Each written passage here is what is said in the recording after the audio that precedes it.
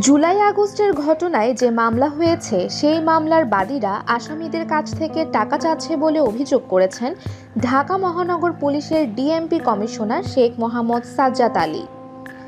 তিনি বলেন, শুধু বাদী নয়, এই অপকর্মে পুলিশ সদস্যরাও জড়িত থাকার অভিযোগ উঠেছে। যারা এমন অপকর্মে লিপ্ত থাকবে তাদের বিরুদ্ধে ব্যবস্থা নেওয়া হবে। সোমবার ডিএমপি মিডিয়া সেন্টারে আয়োজিত মিট দ্য প্রেস অনুষ্ঠানে এ কথা বলেন তিনি।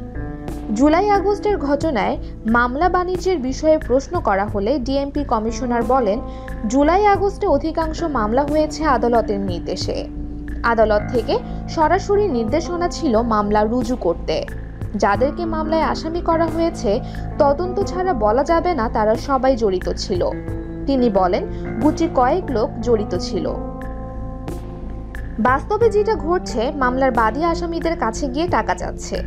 এসব আসামিদের ভয়ের কারণ নেই, তাদেরকে গ্রেফতার করব না।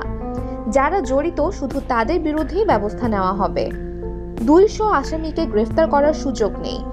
ডিএমপি কমিশনার আরও বলেন, মামলার যে বাদী সে ওই সময় উদ্দেশ্য প্রণোদিতভাবে এজাহারে 200 আসামি করেছে, পরবর্তীতে উনি চাঁদাবাজি করবেন বলে। তিনি বলেন, পুলিশের বিরুদ্ধেও অভিযোগ আসছে আমার কাছে। পুলিশ সদস্যরাও এসব মামলার আসামিদের কাছ থেকেও অর্থ আদায়ের চেষ্টা করছে। এই ঘটনায় মামলার বাদী ও অভিযুক্ত পুলিশ সদস্যদের বিরুদ্ধেই ব্যবস্থা গ্রহণ করা হবে।